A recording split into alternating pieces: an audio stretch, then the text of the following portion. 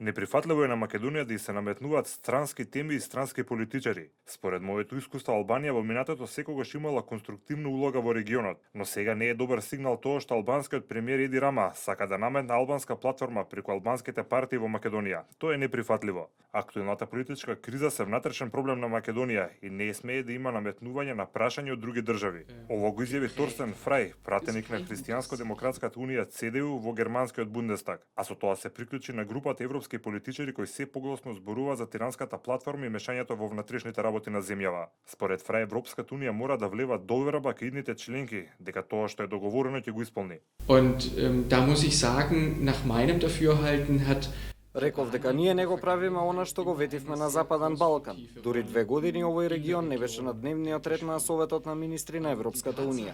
Истакнав дека ветивме европска перспектива, дека постојано очекуваме од нашите партнери во регионот да ги исполнуваат нашите услови, но дека и тие од нас очекуваат да бидеме лидери. А ние тоа не сме. Факт е дека состојбата на Западен Балкан и во одделни држави е полоша од порано, да речеме од пред 5 години, а требаше да биде спротивно.